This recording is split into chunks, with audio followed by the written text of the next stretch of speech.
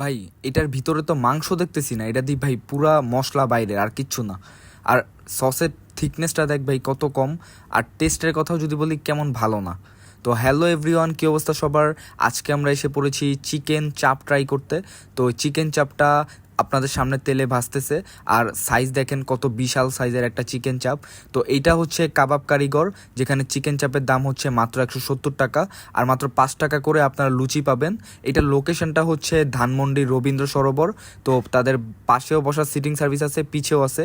তো আমরা নিয়ে ফেলেছি তাদের এই চিকেন চাপ 170 টাকার, সাথে 5 টাকা করে হচ্ছে লুচি, এই যে এই সাইজের, কিন্তু বিস্কুটের মতো শক্ত শক্ত হয়ে গেছে। তো আমরা যখন মাংস ছিঁড়লাম, তো আমরা দেখলাম যে বাইরের মশলাটা পুরাই ফেলছে, আর ভিতরের মাংসর মধ্যে তেমন একটা মশলা ঢুকে নাই, যার কারণে টেস্টটা আহামরি ভালো লাগতেছে না। একদম অ্যাভারেজও বলা যায় না, বেলো অ্যাভারেজ টেস্ট। আর তাদের সসটাও ওই রকম ভালো না, একটু কেমিক্যাল টেস্ট আসতেছিল। তো 120-30 টাকায় যেখানে মশলাযুক্ত একদম ভালো পরিমাণ টেস্টের কাবাব পাওয়া যায়, সেখানে আসলে 170 টাকা দিয়ে এই জায়গায় মানুষ কেন কাবাব খায় আই ডোন্ট নো, কারণ অনেক বেশি ভিড় ছিল। যদিও হইতে পারে মানুষ ঘুরতে আইসা খাইতেছে এই কারণে, বাট তাদের হচ্ছে আসলে কাবাবটা একটু বেটার করা উচিত, এইটাই।